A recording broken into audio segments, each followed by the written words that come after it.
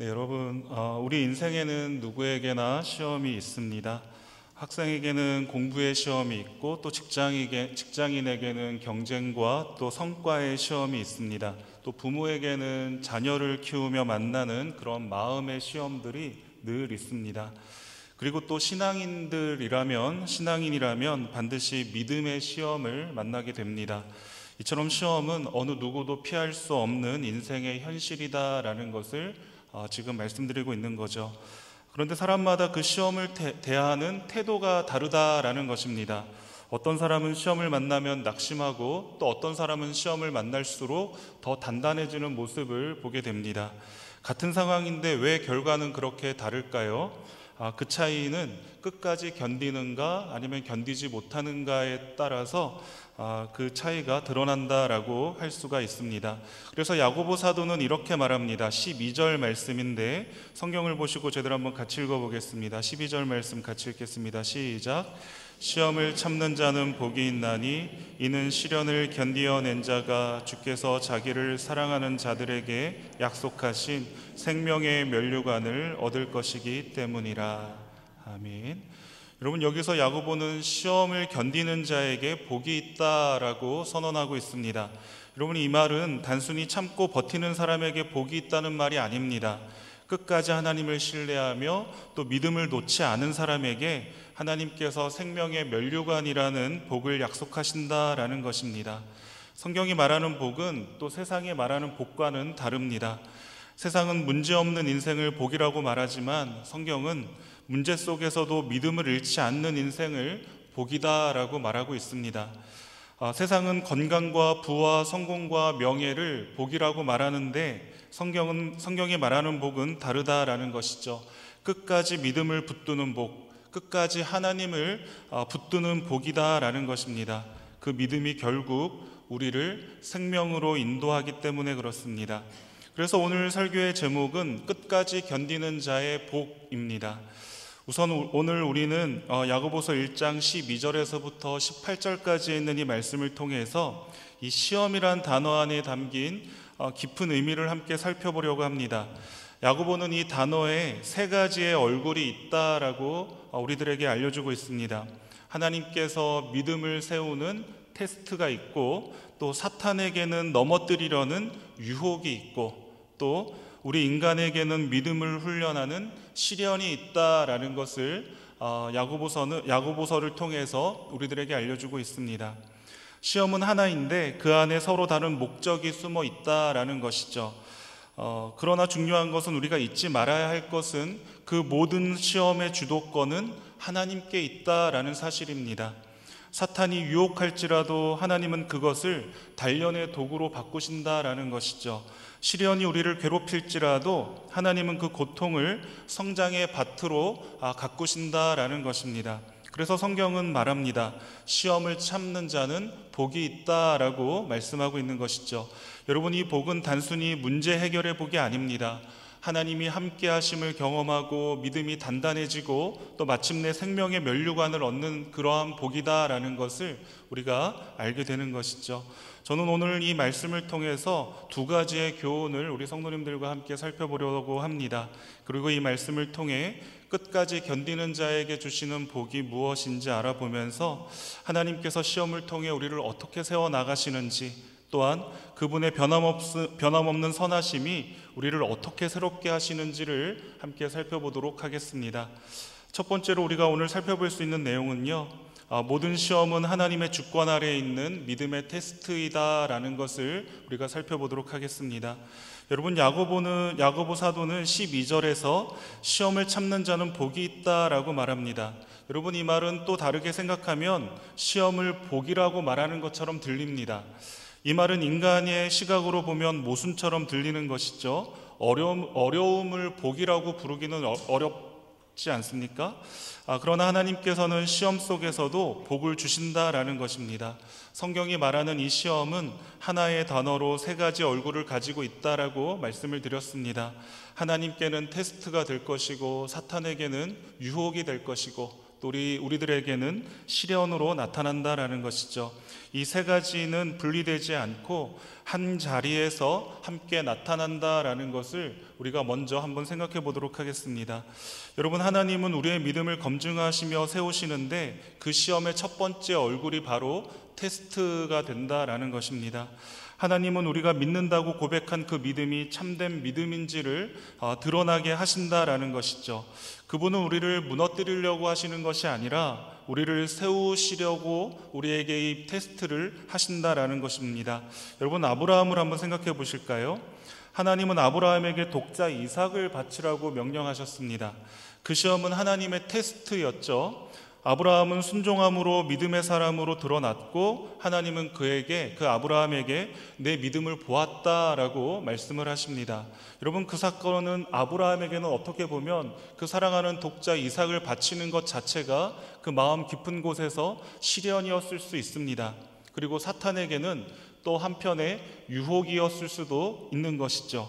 그러나 하나님께는 믿음을 완성시키는 테스트였다라는 것이죠.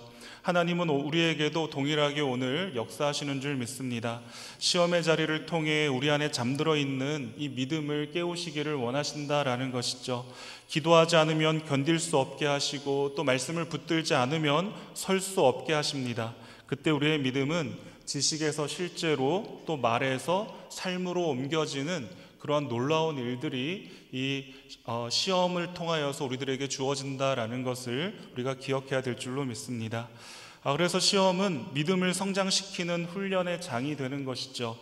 시련을 당할 때 우리는 흔히 하나님, 왜 이런 일이 저에게 주어지는 걸까요? 왜 이런 일이 저에게만 일어나는 걸까요? 하고 묻습니다. 그러나 우리가 믿음의 눈으로 보면 이 질문은 바뀌어야 된다라는 것이죠. 하나님, 이 일을 통해서 제 안에 어떠한 믿음을 드러내시기를 원하시는 건가요? 이 일을 통해서 도대체 저에게 얼마나 더 단단해지라고 이러한 일들을 저에게 주시는 건가요? 이러한 질문으로 우리가 한번 바꿔서 하나님 앞에 물어볼 수 있는 그런 믿음의 성숙함도 필요하겠다 싶습니다. 여러분, 현재 겪고 있는 시련이 너무 괴로워서 지금 이 말씀이 조금 가혹하게 들리시는 분들이 있으시더라도 여러분, 잊지 말으셔야 합니다. 하나님은 우리를 사랑하시기 때문에 이 시련을 허락하셨다라는 사실입니다. 불 속에서 금이 정련되듯이 믿음은 시련 속에서 단단해지는 법입니다. 그렇기 때문에 시련은 우리의 신앙을 교리에서 삶으로 옮기게 하는 하나님의 학교가 된다라는 것입니다. 그래서 베드로전서 1장 7절에서 이렇게 말씀합니다. 한번 저희들 다 같이 읽어볼까요? 시작. 너희 믿음의 확실함은 불로 연단하여도 없어질 금보다 더 귀하여 예수 그리스도께서 나타나실 때에 칭찬과 영광과 존귀를 얻게 할 것이니라. 아멘. 여러분, 오늘 이 베드로전서에 있는 이 말씀과 같이 시련은 결코 우연이 아니다라는 것입니다. 그 안에는 하나님의 섭리가 있고 하나님은 우리를 훈련시키기 위해서 이 시험을 사용하신다라는 사실을 기억해야만 합니다. 그래서 시험은 고통스럽지만 동시에 은혜의 통로가 된다라는 것이죠. 여러분, 창세기에 나오는 요셉을 또 한번 생각해 보시면 좋겠습니다. 형들은 요셉을 미워해서 팔았지만 하나님은 그것을 선으로 바꾸셨다라고 말하고 있지 않습니까? 창세기 50장 20절 말씀입니다. 한번 같이 읽어보겠습니다. 시작. 당신들은 나를 해하려 하였으나 하나님은 그것을 선으로 바꾸사 오늘과 같이 많은 백성의 생명을 구원하게 하시려 하셨나니. 아멘. 여러분, 이처럼 시험은 사탄의 공격일 수 있지만 하나님은 그 시험조차도 믿음의 도구로 바꾸신다라는 것을 이 요셉의 삶을 통해서도, 요셉이 당한 시험을 통해서도 우리는 잘 알게 됩니다. 하나님께서 허락하지 않으시면 단 한마디의 시험도 우리에게 올 수 없습니다. 하지만 잊지 마십시오, 여러분. 우리가 13절에서 읽었던 것과 같이 오늘 본문 13절에 기록된 바와 같이 하나님은 어느 누구도 유혹하지 않으십니다.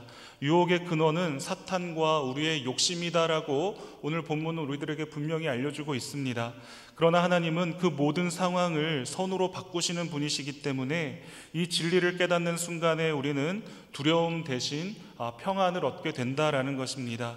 왜냐하면 어떤 시험이든 하나님이 여전히 그 중심에 계신다라는 사실을 알게 되면 우리는 그 시험이 유혹이 되든 시련이 되든 테스트가 되든 하나님이 이 시험 가운데 함께 하시고 계시고 이 시험 가운데에서 그 중심에 계신다라는 것을 우리가 믿게 된다면 이 시험이 우리들에게 큰 두려움만으로는 작동하지 않을 거다라는 것입니다. 또 여러분, 하나님은 우리 안에 인내를 세우시기 위해서 시험을 허락하십니다. 야고보서 1장 4절에 있는 말씀에서 이렇게 말하고 있습니다. 인내를 온전히 이루라. 이는 너희로 온전하고 구비하여 조금도 부족함이 없게 하려 함이라 라고 말씀하고 있는 것이죠. 여러분, 시련은 인내를 낳고 인내는 믿음의 완성을 이룬다라는 것입니다. 시험의 끝에서 우리는 이전보다 더 단단한 믿음, 또 더 순전한 믿음, 더 깊은 하나님 사랑을 배우게 된다라는 것이죠. 이렇게 하나님은 우리의 믿음이 단단히 뿌리내리기를 원하십니다. 그래서 테스트의 과정을 허락하시고 그 과정을 통해서 성숙한 신앙인으로 우리를 세우시는 것이죠. 그래서 마침내 이 시련을 견딘 자에게 하나님은 생명의 면류관을 주신다라고 약속하고 계십니다. 여러분, 이 면류관은 세상의 상이 아닙니다. 영원한 생명, 하나님과의 교제, 그리고 구원의 완성의 상징이 바로 이 생명의 면류관으로 나타나는 것이죠. 사도 바울이 디모데후서 4장에서 의의 면류관이 예비되었다라고 말했습니다. 비록 이 사도 바울은 감옥에 갇혀 있지만 절망하지 않은 그 이유, 그것은 바로 믿음을 포기하지 않은 자에게 하나님께서 이 의의 면류관을 예비해 주시고 계신다라는 사실을 굳게 확신하였기 때문에 사도 바울은 그 옥에 갇혀 있는 답답함 속에서도, 억울함 속에서도, 그 두려운 상황들 속에서도 결단코 그 절망의 자리로 나아가지 않고 확신과 소망의 자리에서 예수 그리스도가 우리의 만유의 구주 되심을 또 증거하는 그 일들 가운데 힘썼음을 우리는 살필 수가 있습니다. 여러분, 그러므로 그 복은 잠시의 위로가 아니라 영원한 상급입니다.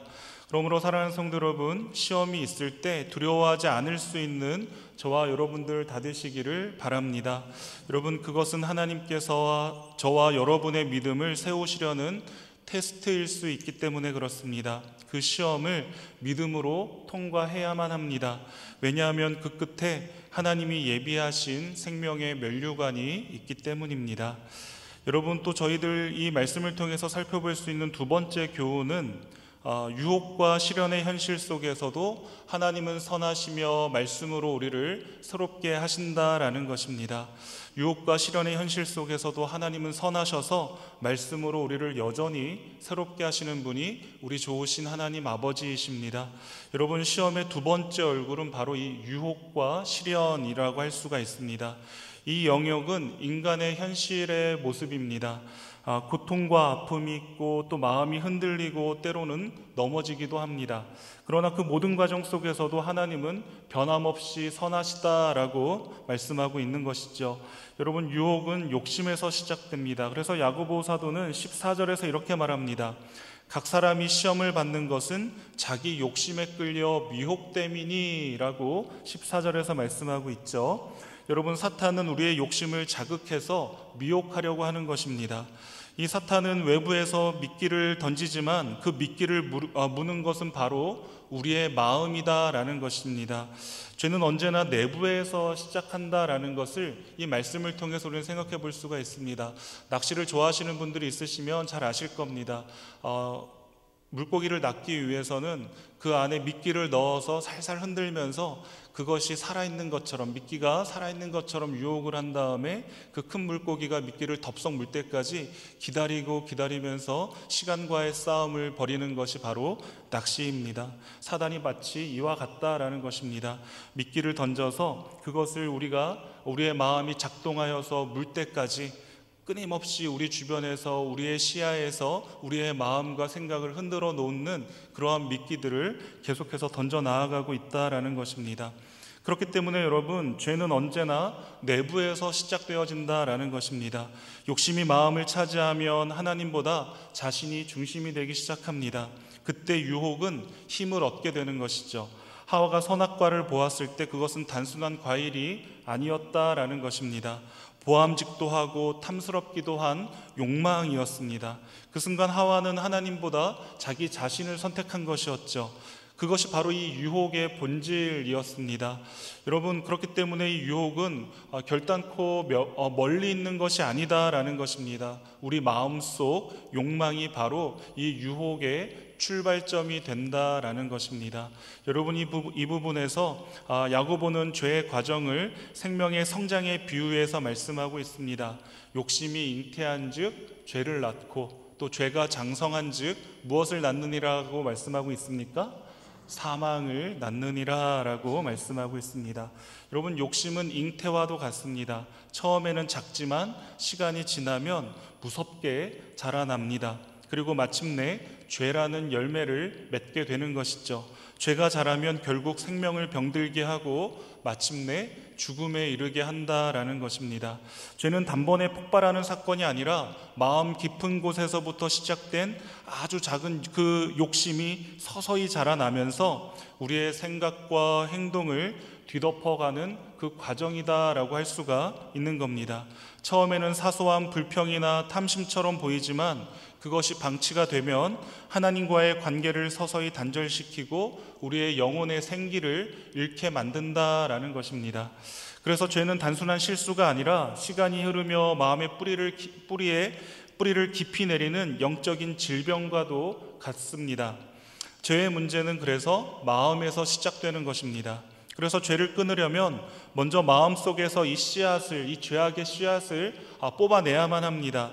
겉모습만 바꾼다고 달라지지 않습니다. 내 안의 욕심을 솔직하게 인정하고 하나님 앞에 내려놓을 때 비로소 죄의 사슬에서 자유로워질 수가 있는 것입니다. 여러분, 바로 그때 필요한 것이 무엇이겠습니까? 바로 말씀과 회개입니다. 말씀 앞에서 내 마음을 비추어 볼 때 감추어 두었던 욕심이 드러나고 그것을 회개할 때 유혹의 힘은 서서히 약해진다라는 것이죠. 그렇게 하나님의 은혜가 우리 마음에 다시 자리하게 되는 것입니다. 여러분, 그렇다면 시련은 어떻습니까? 여러분, 시련은 고통스럽습니다. 때로는 억울하고 또 때로는 설명되지 않을 만큼 왜 이러한 시련이 나에게 주어져야만 하는지 설명할 수 없을 만큼의 시련들이 우리 각자의 삶을 찾아올 때가 있습니다.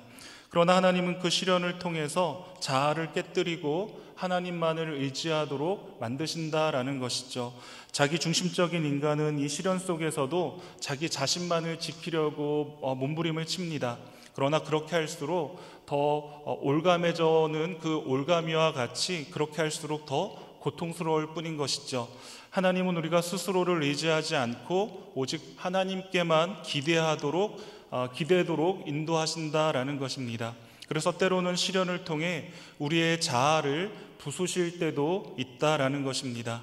힘들지만 그 과정을 지나면서 우리는 내가 아니라 하나님이라는 사실을 배우게 되는 것이죠. 또 그 자리를 통해서 우리는 진정한 순종을 배우고 또 겸손과 믿음의 깊이를 얻어갈 수가 있게 되는 것입니다. 여러분, 야고보는 유혹과 시련을 이렇게 이야기한 다음에 놀랍게도 하나님을 소개하고 있습니다. 17절에 있는 말씀인데 성경을 보시고 저희들 한번 같이 읽어볼까요? 성경을 통해서 같이 읽겠습니다. 시작. 온갖 좋은 은사와 온전한 선물이 다 위로부터 빛들의 아버지께로부터 내려오나니 그는 변함도 없으시고 회전하는 그림자도 없으시느니라. 아멘. 여러분, 이 말씀은 야고보가 하나님에 대해 할 수 있는 최고의 찬양이자 신앙의 고백이라고도 할 수가 있습니다. 하나님은 어떠한 분이신가 했을 때 그분은 빛들의 아버지다라고 야고보는 하나님을 소개하고 있습니다. 여러분, 이 빛들의 아버지라는 표현은 성경 전체에서 아주 독특한 표현이기도 합니다. 빛들은 태양이나 달과 또 별과 같은 천체들을 가리킵니다.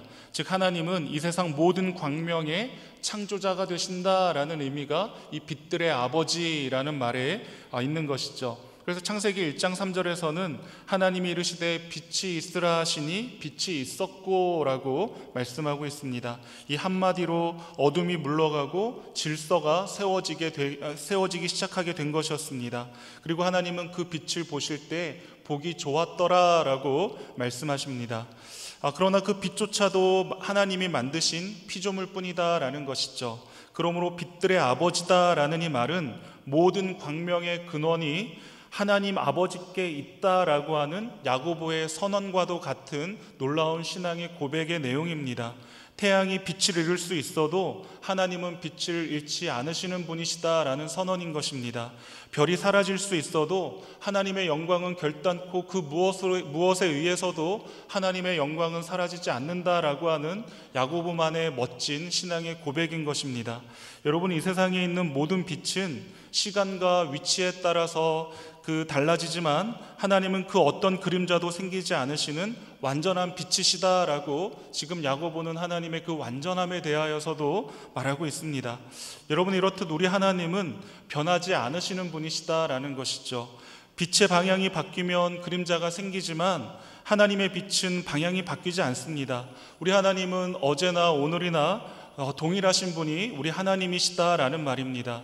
여러분, 이 말은 단순히 하나님의 성품이 고정되어 있다는 뜻이 아닙니다. 하나님의 선하심이 흔들리지 않는다는 뜻입니다. 하나님의 선하심은 결단코 흔들리지 않으십니다. 우리의 상황이 바뀌어도 우리를 향하신 하나님의 사랑은 바뀌지 않습니다. 우리의 믿음이 약해질 때라도 우리를 향하신 하나님의 신실함은 결단코 줄어들지가 않습니다. 우리가 흔들릴 때라도 우리 하나님은 여전히 우리의 중심을 붙드시고 계시는 줄 믿으시기를 바랍니다. 여러분, 시험 중에 우리가 가장 먼저 잃기 쉬운 것이 무엇일까요? 우리가 시험을 당하게 되면, 우리가 유혹이나 테스트나 시련을 당할 때 우리에게 가장 먼저 우리가 흔들리게 될 때 우리 안에 있게 되는 현상들이 무엇입니까? 바로 하나님을 향한 확신 아니시던가요? 하나님이 이제 나를 떠나셨나? 하나님이 나를 버리셨나? 내가 하나님 앞에 뭘 잘못했나? 왜 하나님 나를 때리시지? 왜 나를 이렇게 힘들게 하시지? 하나님의 이 선하심, 하나님이 선하신 분이시다라고 하는 이 확신이 사라지는 순간 우리는 두려워지기 시작합니다. 낙심하게 됩니다. 세상 나 홀로 있는 것처럼 외로워지기 시작합니다. 여러분, 그럴 때 하나님이 정말 나를 사랑하실까? 왜 이런 일이 나에게만 일어나는 것일까? 정말 하나님은 선하신 분이 맞는가? 라고 하는 그러한 질문 앞에서 야고보는 바로 그 질문에 이렇게 대답하는 것이죠. 그는 변함도 없으시고 회전하는 그림자도 없으시느니라 라고 말씀하고 있는 겁니다. 무슨 말입니까? 하나님은 변하지 않으신다. 그분의 선하심은 절대로 흔들리지 않는다. 하나님은 시험을 허락하실 때에도 여전히 선하신 분이시다 라고 야고보는 지금 이 모든 시험들 앞에서 그 시험을 주관하고 계시는 분이 우리 하나님이시다라는 것을 선언하고 있는 겁니다. 그러므로 사랑하는 성도 여러분, 하나님은 우리를 시험으로 망하게 하지 않으십니다. 하나님은 시험 속에서 저와 여러분의 믿음을 세우시고 또 우리의 영혼을 정금같이 빚으시는 줄 믿으시기를 바랍니다. 그래서 야고보는 마지막으로 이렇게 말합니다. 18절 말씀인데요, 같이 읽겠습니다. 시작. 그가 그 피조물 중에 우리로 한 첫 열매가 되게 하시려고 자기의 뜻을 따라 진리의 말씀으로 우리를 낳으셨느니라. 아멘. 여러분, 죄는 결국 우리를 죽음으로 끌고 가지만 하나님의 말씀은 우리를 다시 살려낸다라는 말씀입니다. 하나님은 그 말씀으로 우리의 마음을 새롭게 하시고 또 그 은혜로 우리를 새 사람으로 태어나게 하신다라는 것입니다. 하나님은 유혹의 길에서 우리를 붙잡아 일으키시고 또 말씀으로 새 피조물로 빚으셨습니다. 그래서 우리는 고난 속에서도 소망을 가질 수가 있게 된 것입니다. 말씀 안에는 여전히 우리를 살리는 생명이 있기 때문에 그렇습니다. 여러분, 시험은 언제나 우리 삶에 있습니다. 그 시험 안에는 세 가지 얼굴이 있다라고 말씀을 드렸죠. 하나님께는 믿음을 세우는 무엇이라고 말씀드렸죠? 테스트, 그렇죠? 그리고 사탄에게는 성도를 넘어뜨리려고 하는 유혹, 또 우리에게는 믿음을 훈련하는 시련, 이 세 가지가 있다라는 것입니다. 하지만 잊지 마셔야 할 것은 그 모든 시험의 주도권은 언제나 하나님께 있다라고 하는 이 사실, 이것을 우리가 꼭 기억해야 한다라는 것입니다. 우리의 하나님은 악을 선으로 바꾸시는 분이시고 또 시련을 통해 우리의 믿음을 단단히 세우시고 유혹 속에서도 우리를 붙드시며 끝까지 인도하시는 분이시다라는 것입니다. 그러니 시험을 만날 때 낙심하지 마시기를 바랍니다. 그 시험은 저와 여러분을 무너뜨리려는 함정이 아니라 저와 여러분을 세우시려는 하나님의 사랑 가득한 손길이다라는 것입니다. 유혹을 만날 때 두려워하지 마십시오. 그 자리에서 하나님의 말씀으로 이겨내실 수 있으시기를 바랍니다. 시련을 만날 때 원망하지 마십시오. 그 고난 속에서도 여전히 하나님의 선하심이 숨어 있음을 바라볼 수 있는 믿음의 눈을 간구하시기를 바랍니다. 하나님은 오늘도 저와 여러분을 빚고 계십니다. 부드럽게 위로하시고 또 때로는 단단하게 다듬으시며 우리를 예수님의 모습으로 세워가는 줄 믿으시기를 바랍니다. 그렇다면 여러분, 이 모든 하나님의 테스트와 사단의 유혹 또 그리고 인생의 시련 속에서 끝까지 믿음을 붙든 자에게 주어지는 복은 과연 무엇일까요? 그 복은 단순히 문제에서 벗어나는 것이 아닙니다. 여러분, 이 복은 하나님 자신을 더 깊이 있게 만나는 복입니다. 시련의 끝에서 우리는 하나님을 새롭게 알고 또 유혹을 이긴 자리에서 하나님을 더 가까이 경험하게 되는 것이죠. 결국 끝까지 견디는 사람은 상황이 아니라 하나님의 신실함을 붙드는 사람이 된다라는 것입니다. 그의 마음에는 평안이 있고 그의 영혼에는 흔들리지 않는 확신이 있게 된다라는 것입니다. 이 세상 누구도 빼앗을 수 없는 이 내적인 복, 그것이 바로 끝까지 견디는 자가 얻게 되는 복이다라는 것입니다. 그리고 하나님 그 믿음을 결코 잊지 않으십니다. 야고보는 그래서 이렇게 약속했습니다. 12절 말씀인데요. 시험을 참는 자는 복이 있나니 이는 시련을 견디어낸 자가 주께서 자기를 사랑하는 자들에게 약속하신 생명의 면류관을 얻을 것이기 때문이다 라고 말씀합니다. 여러분, 이 복은 눈에 보이는 상이 아닙니다. 하나님이 직접 주시는 이 생명의 면류관, 즉 영원히 하나님과 함께하는 영광과 생명의 복이 생명의 면류관인 것입니다. 세상은 잠깐의 성공과 부를 복이라고 부르지만 하나님은 끝까지 믿음을 지키는 자에게 영원한 생명과 하나님의 얼굴을 볼 수 있는 얼굴을 보는 복을 주신다라는 것입니다. 여러분, 그것이 진짜 복 아니겠습니까? 여러분, 그러므로 끝까지 견딘다라는 것은 포기하지 않는다라는 뜻입니다.